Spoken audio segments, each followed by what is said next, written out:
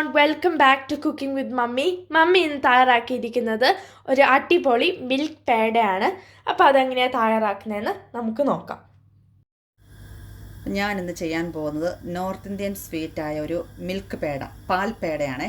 അതിന് ഞാൻ എടുത്തിരിക്കുന്നത് ഒരു 2 ലിറ്റർ ഫുൾ ഫാറ്റ് മിൽക്കാണ് എടുത്തിരിക്കുന്നത്. ഞാൻ പാത്രത്തിലേക്ക് വെച്ചത് ചൂടായി വരുന്നു. ഇതിനെ നന്നായിട്ട് തിളപ്പിച്ച് നമുക്കിതിനെ നന്നായിട്ട് കുറുക്കി പറ്റിച്ച് എടുക്കും. ഇതിന് തിളച്ച് കുറുകി ഇത് പറ്റി വരണം. അങ്ങനെയാണ് നമ്മൾ മിൽക്ക് പേട ഉണ്ടാക്കുന്നത്. അപ്പോൾ അതിനധികം ഇൻഗ്രീഡിയൻസിൻ്റെ ഒന്നും ആവശ്യമില്ല. വെറും 3 ഇൻഗ്രീഡിയൻസ് വെച്ച് വളരെ ടേസ്റ്റി ആയിട്ട് നല്ല ഹെൽത്തി ആയിട്ടുള്ള ഒരു സ്വീറ്റ് നമുക്ക് തയ്യാറാക്കി എടുക്കാം വീട്ടിൽ തന്നെ. അപ്പോൾ അതിന് 3 ഇൻഗ്രീഡിയൻസ് മതി. അപ്പോൾ ഇതിനെ ഇനി നമുക്ക് നന്നായിട്ടൊന്ന് തിളപ്പിച്ച് എടുക്കാം.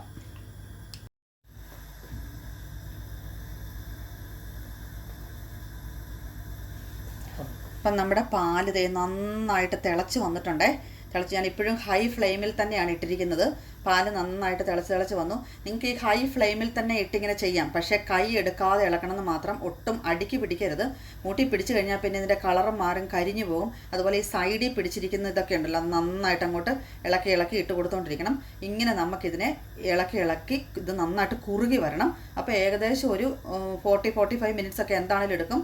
ടൈം ഞാൻ കൃത്യമായിട്ടൊരു അളവ് പറയുന്നില്ല. അപ്പോൾ ഇത് നമുക്കിനി മീഡിയം ടു ഹൈ ഫ്ലെയിമിൽ വെച്ച്, ലോ ഫ്ലെയിമിൽ വെച്ച് ചെയ്താൽ ലോങ് ടൈം എടുക്കും. അപ്പോൾ എപ്പോഴും നല്ലത് high flame to medium flame വെച്ച് ചെയ്യുന്നതാണ്.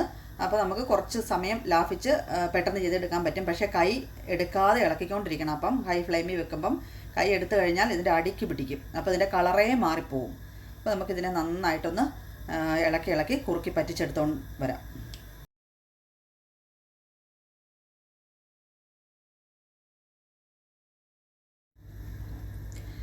അപ്പോൾ നമ്മളുടെ മിൽക്ക് അങ്ങനത്തെ ഏകദേശം കുറുകി വന്നുകൊണ്ടിരിക്കും. ഒന്നും ആയിട്ടില്ല, കുറച്ചും കൂടെ കുറുകി പറ്റാനുണ്ട്. നല്ല കുറുകി തിക്കായിട്ട് വരും. ഇത് ശരിക്കും തിക്കായിട്ട് നമുക്ക് ചട്ടിയിൽ നിന്നൊക്കെ വിട്ടു പോരുന്ന ആ ഒരു സ്റ്റേജ് ആകണം.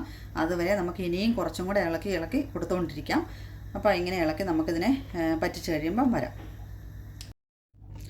അപ്പോൾ നമ്മളുടെ മിൽക്ക് കുറുകി ഈ ഒരു കൺസിസ്റ്റൻസിയിൽ വന്നിട്ടുണ്ട്. നല്ല തിക്കായിട്ട്, നല്ല ശരിക്കും തിക്കായി, നല്ല ഫുൾ ഫാറ്റ് മിൽക്ക് എടുത്തിരിക്കുന്നതുകൊണ്ടാണ് നമുക്കിതുപോലെ നല്ല തിക്കായിട്ടുള്ള ഇത് റെഡി ആയിരിക്കുന്നത്.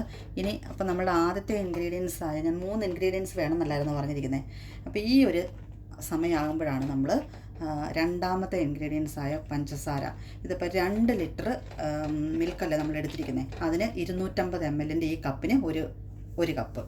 ഇല്ലെങ്കിൽ ഇപ്പോൾ 1 ലിറ്റർ എടുക്കുന്നതെങ്കിൽ അതനുസരിച്ചുള്ള ഷുഗർ ചേർക്കുക. പിന്നെ ഷുഗർ ഒത്തിരി ഷുഗർ വേണം എന്നങ്ങനെയുള്ളവർ അതനുസരിച്ച് ഷുഗർ കൂട്ടി ചേർക്കുക. ഇതും സാമാന്യ രീതി നോർമലായിട്ട് ഷുഗർ കാണും നമ്മൾ ഈ ഒരു അളവിൽ ഷുഗർ എടുത്താൽ.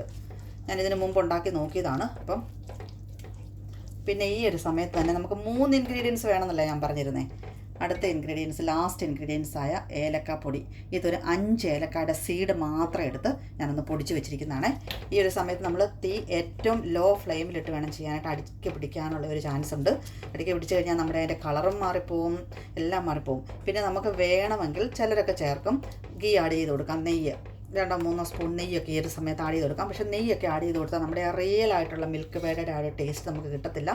അതുപോലെ തന്നെ നമുക്ക് ശരിക്കുള്ള ടേസ്റ്റ് കിട്ടണമെങ്കിൽ ഈ 3 ഇൻഗ്രീഡിയൻസ് വെച്ച്, പിന്നെ ഏലക്കായുടെ പൊടി, ഏലക്കായുടെ ടേസ്റ്റ് ഇഷ്ടമില്ലാത്തവർക്ക് അത് വേണേൽ ഒഴിവാക്കാം കേട്ടോ. അത് നമുക്ക് ഓപ്ഷനിലാണ്. നമുക്ക് ഏലക്കായുടെ ഒരു ഇതും കൂടെ ചെല്ലുമ്പോഴാണ് നല്ലൊരു മണമൊക്കെ, നല്ലൊരു ടേസ്റ്റും ഒരു നല്ല സ്മെല്ലും ഒക്കെ വരും. പിന്നെ ചിലരൊക്കെ മിൽക്ക് പൗഡർ വെച്ചും ചെയ്യാറുണ്ട്. ഇതിൻ്റെ സമയത്ത് വേണം നമുക്ക് മിൽക്ക് പൗഡർ വെച്ച് ചെയ്യുന്നവരുണ്ട്. അതിലൊക്കെ ടേസ്റ്റ് ഈ 3 ഇൻഗ്രീഡിയൻസ് വെച്ച് ചെയ്യുമ്പോഴാണ്.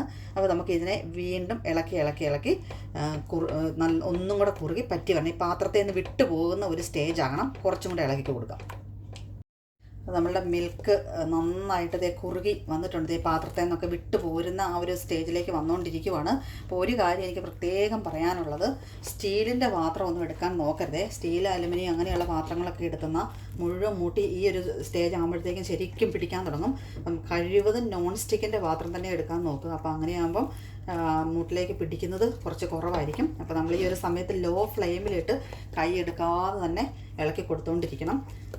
അങ്ങനെ ഇളക്കി ഇനി കുറച്ചും കൂടെ ഒന്ന് വിട്ട് പോരാനുണ്ട്. അപ്പോൾ നമുക്ക് കുറച്ചും കൂടെ ഒന്ന് ഇളക്കി എടുക്കാം.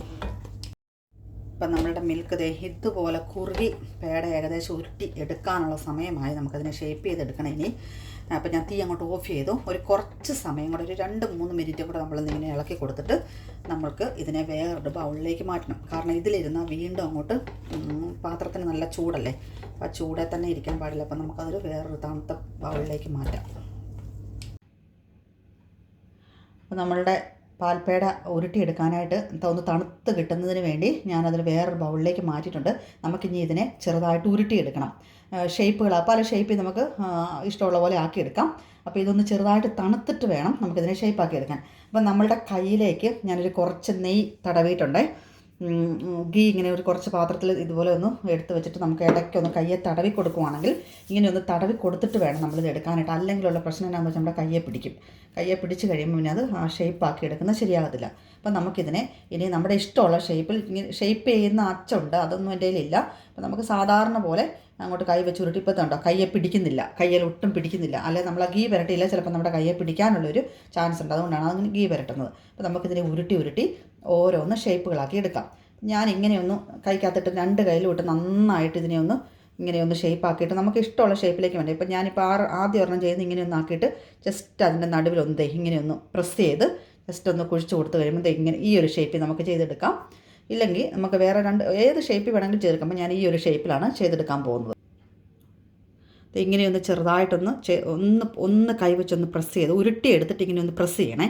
എന്നിട്ട് വേണം നമുക്ക് ഇതുപോലെ ഫോർക്ക് വെച്ച് ഷേപ്പ് ചെയ്ത് നല്ല ഡിസൈൻ, ഇങ്ങനെയുള്ള നല്ല ഡിസൈന് നമുക്ക് ചെയ്തെടുക്കാം. നമുക്കിത് മൊത്തം ഇതുപോലെ ഒന്ന് ഉരുട്ടിയെടുക്കാം.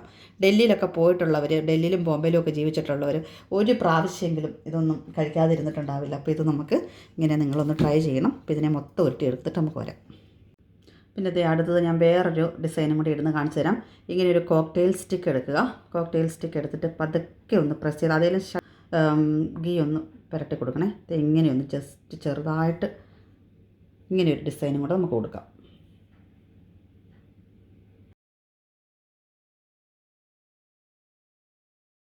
അപ്പം നമ്മൾക്ക് ഈ 2 ലിറ്റർ പാല് വെച്ച് ഈ മിൽക്ക് പേട തയ്യാറാക്കിയിട്ട് 18 പേടയാണ് റെഡിയായി വന്നിരിക്കുന്നത്. ഇത് നോർമലി ഞാൻ ഇച്ചിരി വലുപ്പത്തിലാണ് എടുത്തിരിക്കുന്നത്. ഇപ്പോൾ ഇത്രയും വലുപ്പത്തിലല്ലെങ്കിൽ ഒരു 20 ഒക്കെ കിട്ടും. നോർമലി ഒരു 20 എണ്ണമൊക്കെ വരെ നമുക്ക് ഉണ്ടാക്കിയെടുക്കാം. ഇത് നമുക്കിനി ഒരു പ്രിസർവേറ്റീവും ചേർക്കാതെ നമ്മൾ തയ്യാറാക്കിയിരിക്കുന്നത്. ഇത് വേണമെങ്കിൽ ഒരു ഫ്രിഡ്ജിൽ ഒരു 2 വീക്സ് ഒക്കെ ഒരു ബോക്സിലിട്ട് അടച്ച് വെച്ചാൽ നമുക്ക് കേടുകൂടാതെ കഴിക്കാവുന്നതേ ഉള്ളൂ. അപ്പം നിങ്ങളും ഇതുപോലെ ഒരെണ്ണം ഉറപ്പായിട്ടും തയ്യാറാക്കി നോക്കണം. അപ്പം നമ്മളുടെ മിൽക്ക് പേട ഞാൻ മൊത്തം ഒന്ന് ഡിസൈൻ ചെയ്ത് പല ഡിസൈനിലായിട്ടും ഷേപ്പിലായിട്ടും ഒക്കെ എടുത്ത് തയ്യാറാക്കി ഇവിടെ റെഡിയാക്കി വെച്ചിട്ടുണ്ട്. ഇത് നോർത്ത് ഇന്ത്യയിലൊക്കെ താമസിച്ചിട്ടുള്ളവർ എന്താണെങ്കിലും ഒരു പ്രാവശ്യമെങ്കിലും ഇത് കഴിക്കാത്തവരായിട്ട് ആരും കാണിയില്ല. ഇത് എല്ലാവർക്കും ഇഷ്ടപ്പെടുന്ന ഒരു സ്നാക്കാണ്. ഇപ്പോൾ ഇടയ്ക്ക് മധുരമൊക്കെ കഴിക്കാൻ തോന്നുമ്പോൾ ഇതുപോലെ ഒരെണ്ണം തയ്യാറാക്കി നോക്കണം. ഇത് നമുക്കിനി ഇതൊരു 4 മണിക്കൂറെങ്കിലും റെസ്റ്റ് ചെയ്തിട്ട് കഴിക്കുന്നതാണ് നല്ലത്. ഇപ്പം വേണേൽ കഴിക്കുന്നതിന് കുഴപ്പമില്ല, പക്ഷേ ഒരു റെസ്റ്റ് ചെയ്ത് നോർമൽ റൂം ടെമ്പറേച്ചറിൽ ഇരുന്നാൽ മതി, എന്നിട്ട് കഴിക്കുന്നതാണ് നല്ലത്. അപ്പം നമുക്കിതിനെ ഒരു 4 മണിക്കൂർ റെസ്റ്റ് ചെയ്യാൻ വെക്കാം. നമ്മുടെ മിൽക്ക് പേട നല്ല ഷേപ്പായിട്ട് 4 മണിക്കൂർ റെസ്റ്റ് ചെയ്ത് റെഡിയായിട്ട് വന്നിട്ടുണ്ട്. കഴിക്കാൻ ഇനി നിങ്ങൾ കഴിച്ചാൽ മതി. അപ്പം ഞങ്ങളുടെ ഈ വീഡിയോ ഇഷ്ടമായാൽ നിങ്ങൾ ഇതുപോലെ ഒരു മിൽക്ക് പേട തയ്യാറാക്കി കഴിച്ചു നോക്കണം. എന്നിട്ട് അഭിപ്രായങ്ങൾ കമൻറ്റ് ബോക്സിലൂടെ അറിയിക്കണം. ചാനലെ സപ്പോർട്ട് ചെയ്യണം. Thanks for watching. Thank you. By.